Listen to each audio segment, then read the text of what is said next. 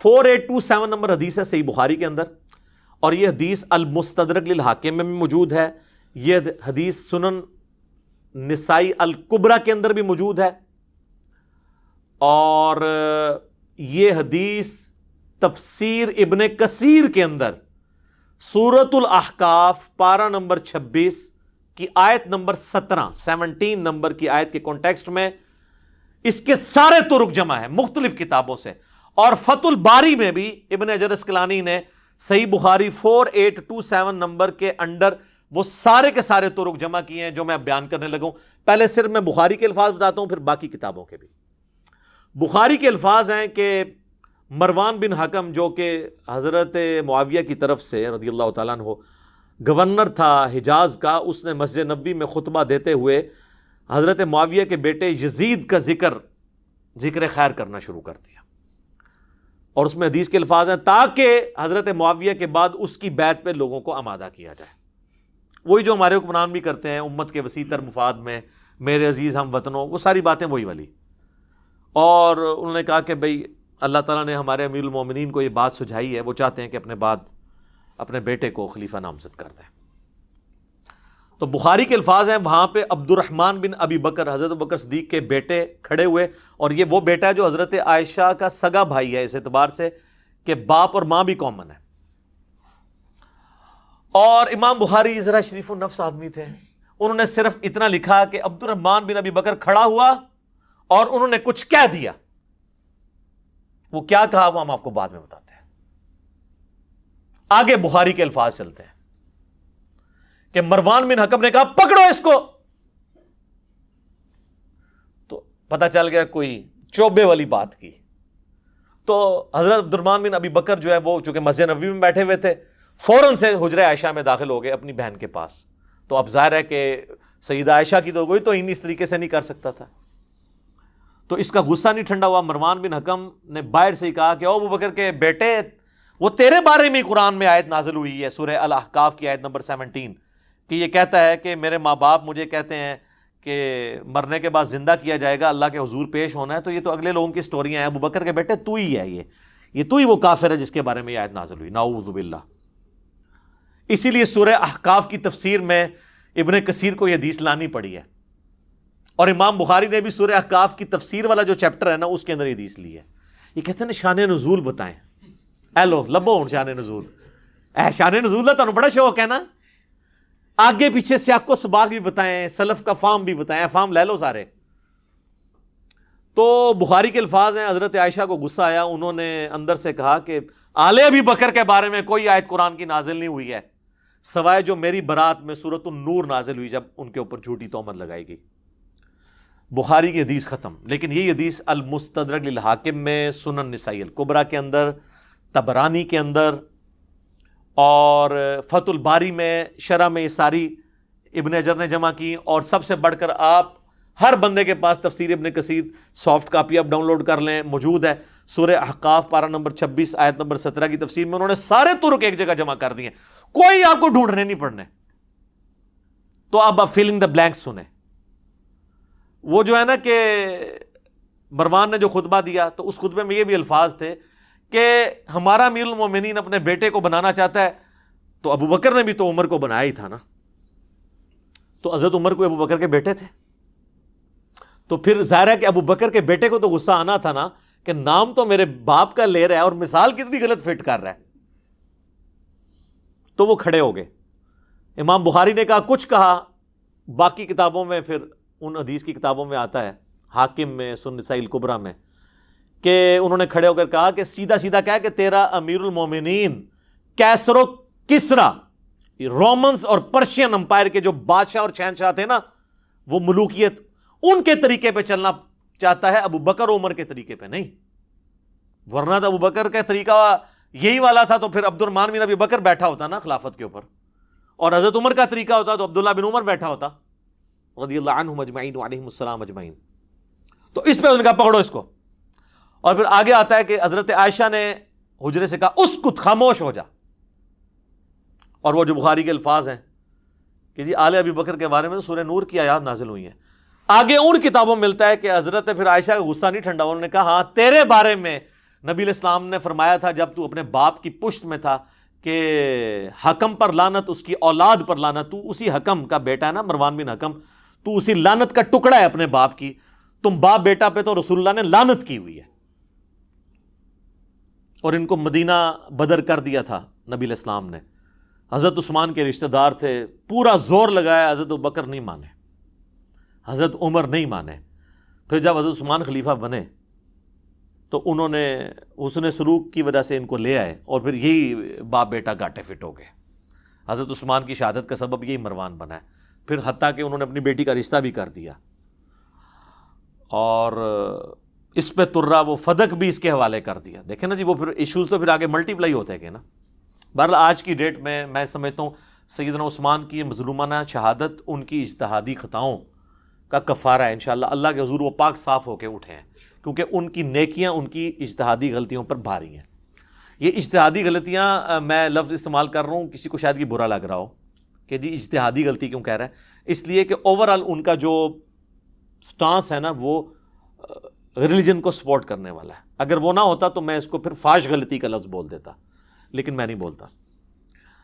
تو اس حدیث کے اندر یہ لعنت کے الفاظ، بلکہ مسند ابی یعلا کے اندر اس کو سپورٹیو ایک حدیث ہے کہ حسن و حسین بیٹھے ہوئے تھے علیہم السلام، اور مروان مدینہ کا حاکم خطبہ دے رہا تھا، اور اس نے اس میں کہا کہ اہل بیت تو ہے ہی لعنتی لوگ، نعوذ باللہ. تو حضرت حسین سے پھر صبر ہوتا تھا، تو انہوں نے کہا ہم تو لعنتی نہیں ہیں، ہماری شان میں تو قرآن میں آیات ہیں، البتہ تو اور تیرے باپ کے اوپر نبی علیہ السلام نے لعنت فرمائی تھی. تو یہ جو روایتیں ہیں نا، اس کو سپورٹیو کئی ایک روایتیں ہیں کہ یہ لعنتی لوگ تھے. لعنت عربی میں کہتے ہیں اللہ کی رحمت سے دور لوگ، یا اس کو آپ ہماری زبان میں کہتے ہیں منحوس لوگ، نحست پہ ہی جنا ہوتے ہیں. ٹھیک ہے، یہ آپ کو پتا چل گیا کہ یہ کہتے ہیں نا جی وہ یعنی بڑا مشورہ ہوا، یہ وہ جی اتنے صحابہ نے بیعت کر لی تھی، یہ کس طریقے سے یہ تحفہ مسلط ہوا ہے امت کے اوپر. کئی ایک ٹاپکس ہیں، میں اس کو پھر اب کنکلوژن کی طرف لے کے آتا ہوں.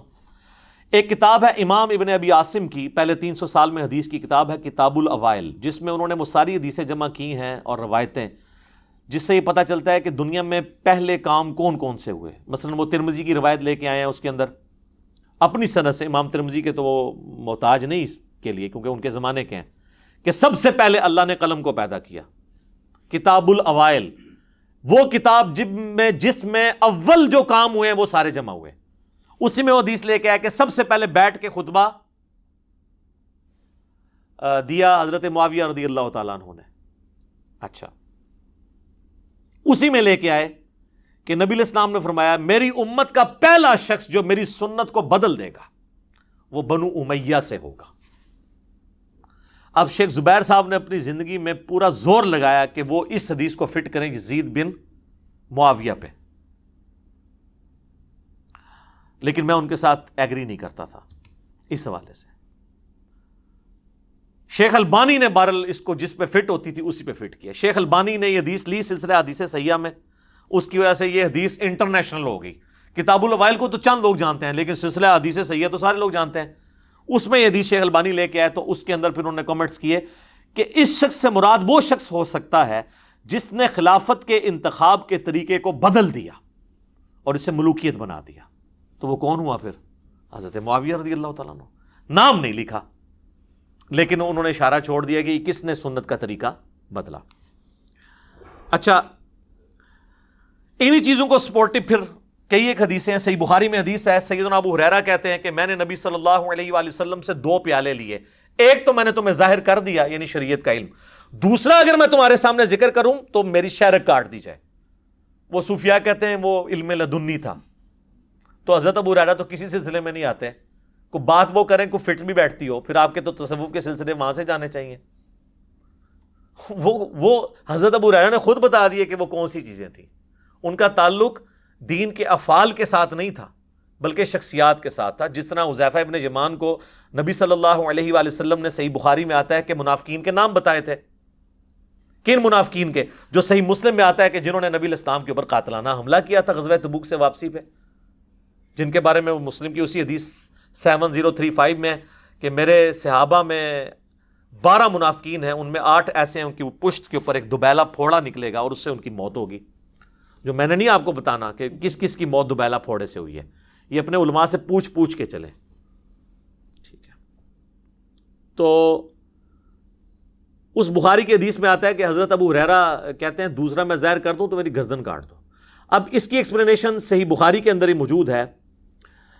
تابعی کہتے ہیں سعید بن عمر، وہ کہتے ہیں میں مسجد نبوی میں بیٹھا ہوا تھا اور حضرت ابو ہریرہ رضی اللہ تعالیٰ عنہ اور مروان بن حکم یہ دونوں مسجد نبوی میں موجود تھے، کیونکہ مروان بن حکم گورنر تھا اور جب کبھی وہ جاتا تھا تو حضرت ابو ہریرہ کو اپنی جگہ گورنر مقرر کر کے جاتا تھا.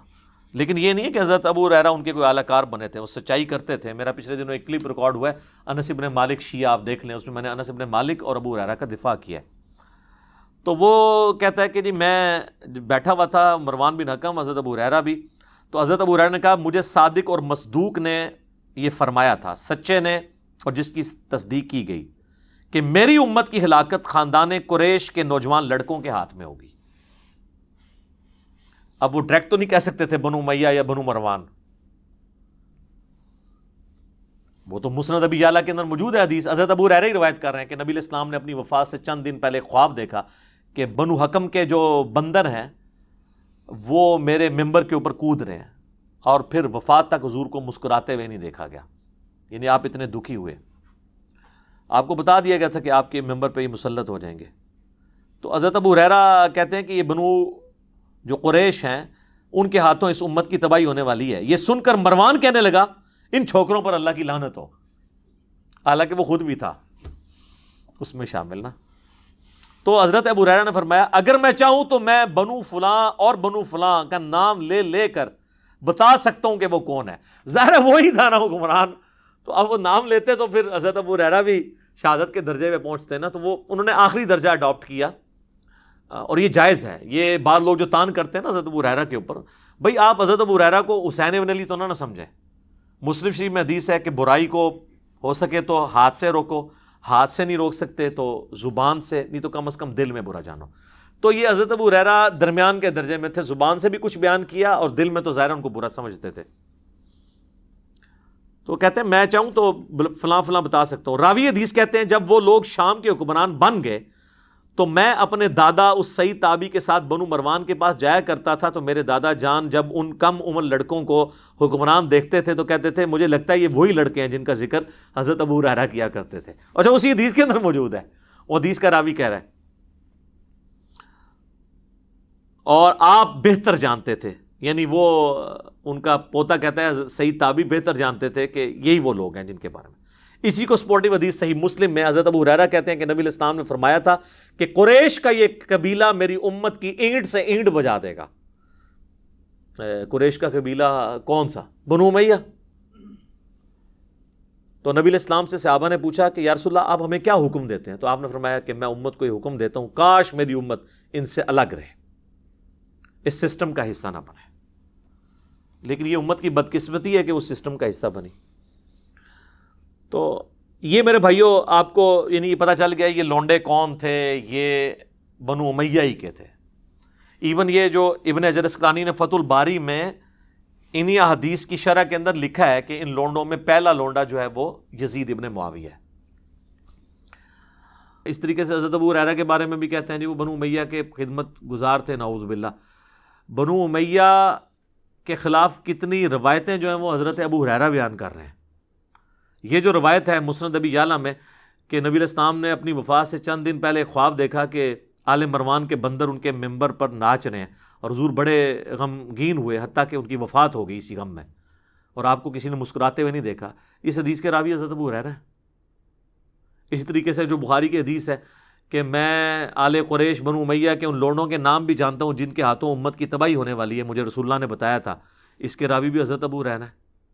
دلائل النبوہ امام بیہقی کی کتاب میں اور باقی کتابوں میں حضرت ابو ہریرہ کی دعا ہے اللہ مجھے 60 جو ہجری کے اینڈ تک 70 کی دہائی سے شروع سے پہلے پہلے مجھے موت دے دینا، کیونکہ 61 ہجری میں یہ واقعہ کربلا ہوا. وہ تو بازاروں میں چلتے ہوئے یہ دعا مانگا کرتے تھے. صحیح مسلم میں حدیث ہے حضرت ابو ہریرہ رضی اللہ تعالیٰ عنہ کہتے تھے کہ نبی علیہ السلام نے فرمایا کہ میری امت کا یہ قبیلہ میری امت کی اینٹ سے اینٹ بجا دے گا، تو صحابہ نے کہا یا رسول اللہ آپ ہمیں کیا حکم دیتے ہیں؟ تو آپ نے فرمایا کاش میری امت ان کا ساتھ نہ دے اس وقت، بنو امیہ۔ یہ ساری کریٹیکل حدیثیں حضرت ابو ہریرہ نے روایت کی ہیں۔ پھر مسند امام احمد میں، المستدرک للحاکم میں اور کتابوں میں یہ جو حدیث ہے، جس نے حسن و حسین سے محبت رکھی اس نے مجھ سے محبت رکھی، اور جس نے حسن و حسین سے بغض رکھا اس نے مجھ سے بغض رکھا، اس حدیث کے راوی بھی حضرت ابو ہریرہ ہیں۔ پھر مسلم شریف کی وہ کریٹیکل حدیث جس میں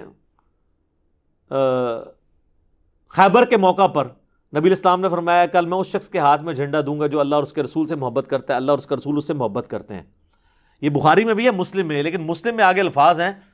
حضرت ابو ہریرہ روایت کرتے ہیں کہ حضرت عمر کہتے ہیں کہ مجھے زندگی میں کبھی خواہش نہیں ہوئی تھی کسی منصب کی سوائے اس موقع کے کہ یہ بہت بڑی فضیلت ہے کہ اللہ اور اس کا رسول اس سے محبت کرتے ہیں، لیکن وہ جھنڈا حضرت علی کو ملا، مجھے نہیں ملا۔ تو یہ حضرت ابو ہریرہ نے اگلے الفاظ حضرت عمر کے حضرت علی پہ رشک کرنے کے الفاظ حضرت ابو ہریرہ نے نقل کیے ہیں، تو ان میں بغض اہل بیت کیسے ہو سکتا ہے؟ جب تکبیرات کی سنت چھوڑ دی تو بخاری مسلم میں آتا ہے بنو امیہ کو حضرت ابو ہریرہ نماز پڑھ کے بتایا کرتے تھے، اور ہر اٹھک بیٹھک پہ اللہ اکبر کہتے تھے سوائے رکوع سے اٹھتے وقت سمیع اللہ لمن حمیدہ، اور 4 رکعتوں میں 22 دفعہ اللہ اکبر کہہ کے اسلام پھیرنے کے بعد انہوں نے کہا کہ اللہ کی قسم میں تم سب سے زیادہ رسول اللہ کی نماز سے واقف ہوں۔ حضور اپنی وفات تک اسی طریقے سے نماز پڑھتے تھے، کیونکہ بنو امیہ کے لوگ پہلی تکبیر صرف اونچی کہتے تھے، باقی وہ ایکشن سے ٹرانسفر کرتے تھے امام کے۔ یہ تو پھر یعنی مولا علی نے بنو امیہ کی یہ جو بدعت تھی اس کو ختم کروایا۔ بخاری مسلم دونوں میں آتا ہے کہ عمران بن حسین صحابی، جن کے بارے میں مسلم میں آتا ہے کہ فرشتے ان کے ساتھ مصافحہ کرتے تھے، پھر وہ کہتے ہیں میں نے داغ لگوایا تو مصافحہ کرنا انہوں نے ختم کر دیا، پھر ان کو فرشتے سلام کیا کرتے تھے، مصافحے کے نہیں سلام کے الفاظ ہیں، تو پھر انہوں نے توبہ کی کہ میں اب داغ نہیں لگواؤں گا، تو پھر دوبارہ سے فرشتوں کا سلام ان کو آتا تھا۔ وہ صحابی کے ساتھ ایک تابعی نماز پڑھتا ہے، جب جنگ جمل کے بعد کوفہ جو ہے اور بصرہ کو خالی کروایا مولا علی نے، تو انہوں نے مولا علی کے پیچھے نماز پڑھی، تو وہ صحابی اسلام پھیرتے ہی نا اس تابعی کے نا زانوں پہ یوں ہاتھ مار کے کہتے ہیں کہ آج مجھے علی نے وہ نماز پڑھائی ہے جو رسول اللہ کے پیچھے ہم پڑھا کرتے تھے۔ رسول اللہ صلی اللہ علیہ وآلہ وسلم ہر اٹھک بیٹھک پہ اللہ اکبر کہتے تھے، اور رکوع سے اٹھتے وقت سمیع اللہ لمن حمیدہ۔ یعنی یہ حضرت عثمان کے دور میں ہی ان کے گورنروں نے نماز کی حالت بگاڑ دی تھی، کیونکہ جنگ جمل کے بعد اگر حضرت علی کسی نماز کو صحیح کر رہے ہیں تو اس کا مطلب ہے اس سے پہلے خراب ہو چکی ہوئی تھی۔ تو پھر اس کے بعد حضرت معاویہ کا دور آتا ہے، اس میں دوبارہ سے یہ جب نماز خراب ہوتی ہے تو حضرت ابو ہریرہ پھر کہتے ہیں میں تم سب سے زیادہ رسول اللہ کی نماز سے واقف ہوں۔ تو یہ ان کی قربانی ہے۔ پھر مسلم شریف میں حدیث ہے کہ مروان بن حکم جو مدینے کا گورنر ہوتا ہے، وہ کسی کام سے جاتا ہے تو پیچھے حضرت ابو ہریرہ کو گورنر بنا کے جاتا ہے، تو آتے ہی جناب وہ درباری شکایت لگاتے ہیں کہ ابو ہریرہ نے تو ہمیں نماز میں وہ صورتیں پڑھائی ہیں جمعے کی نماز میں جو علی بن ابی طالب کوفہ میں پڑھا کرتے تھے۔ یہ شکایتیں ہو رہی ہیں سر۔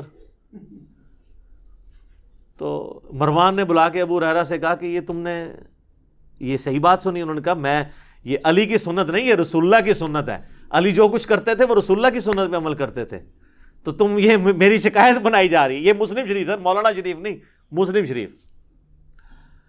ہم نے جو لوگوں کا دماغ کھولا ہے، اگر آپ بخاری مسلم پڑھیں نا، آپ پہ نئی نئی راہیں، وہ کہتے ہیں نا وہ معرفت کی باتیں کھلتی ہیں، ان کی تو یعنی جعلی معرفت ہے نا، آپ کو واقعی ریالٹی پتہ چلتی ہے، ایک ایک چیز آپ کو سمیل ہوگی کہ یار یہ یوں کیوں ہے، یہ ایسے کیوں نہیں، یہ ایسے کیوں ہے، تو آپ کو وہ چینز جوڑنی شروع ہو جائیں گی، اور آپ کو پتہ چلے گا کہ بنو امیہ نے جو دین کا حلیہ بگاڑا تھا اس کی وجہ سے اوائل اسلام کے اندر کتنی مشقتیں صحابہ کرام کو اٹھانی پڑیں۔ تو حضرت ابو ہریرہ ہوں، انس بن مالک ہوں، باقی صحاب ہوں، یہ ماشاء اللہ تعالی شیعان علی میں سے تھے۔ شیعہ یعنی پولیٹیکل ٹرم میں علی کی پارٹی کے لوگ، تو ان کے اوپر یہ بغض اہل بیت کا الزام لگانا کسی بنیاد کے اوپر لگانا چاہیے۔ خام خواہ آپ نے چند ایک باتوں کے اوپر کوئی بات کرنی شروع کر دی ہے تو پھر تو علیحدہ بات ہے، اس کا تو کوئی حل نہیں ہے۔ حکمرانوں کی اطاعت والا معاملہ تو ہوتا تھا، لیکن جہاں جہاں وہ کوئی غلط چیز دیکھتے تھے وہ ہائی لائٹ کرتے تھے۔ آپ میرے کربلا والے ریسرچ پیپر میں کئی ایک اصحاب کے اس طرح کے واقعات پڑھیں گے کہ وہ چیزیں ہائی لائٹ کر دیا کرتے تھے۔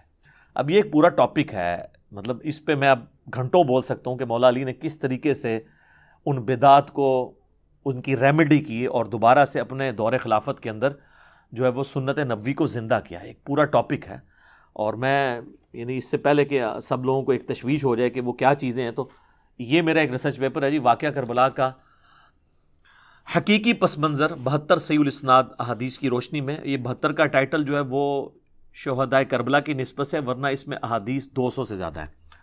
اکثر بخاری و مسلم سے ہیں. یہ عربی میں بھی ہے، اردو میں بھی ہے، ہندی میں بھی ہے، انگلش میں بھی ہے. اور اس میں نے خلفائے راشدین حقیقی کون ہے اس ٹاپک کو کور کیا. اس کے بعد پھر شہادت عثمان کے اصلی اسباب کیا تھے.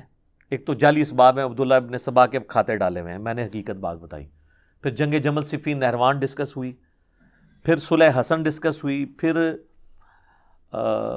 حضرت معاویہ رضی اللہ تعالیٰ عنہ کا دور ملوکیت اور اس میں کیا کچھ خلاف سنت باتیں ہوئی وہ میں نے ڈسکس کی ہیں. اور اس کے بعد یزید کی ولی عہدی اور الٹیمیٹلی سیدنا حسین ابن علی رضی اللہ تعالیٰ عنہما وعلیہم السلام کی مظلومانہ شہادت، یہ سارے ٹاپکس میں نے کور کیے ہیں. آپ اس کی سافٹ کاپی مفت ڈاؤن لوڈ کریں ہماری ویب سائٹ ahlsunnatpak.com سے. اگر ہارڈ کاپی منگوانی ہے تو کل یہ 12 کا پیکج ہے. 9 ریسرچ پیپر ہیں انکلوڈنگ اس کے، اور 3 اذکار کارڈ ہیں. ہم آپ کو یہ فری آپ کے گھر بھجوائیں گے، صرف آپ نے TCS کا خرچہ دینا ہے 300 روپیز. صبح 9 سے لے کے شام 5 بجے تک ہمارے اکیڈمی کے نمبر پہ آپ رابطہ کر سکتے ہیں. +923215900162 اکیڈمی کا نمبر ہے. پاکستان میں کریں گے تو 032159000162. کال کرنی ہوگی، واٹس ایپ انٹرٹین نہیں ہوتا. تو آپ یہ تمام ریسرچ پیپرز اپنے گھر TCS کروا سکتے ہیں. 300 کا آپ نے ایزی پیسہ یا موبی کیش کے ذریعے آپ پیسے جو ہیں وہ جمع کروا سکتے ہیں. تو باقی آپ اب تو PDF کا دور ہے، آپ اس PDF ڈاؤن لوڈ کریں اور اس کو پڑھیں سافٹ کاپی.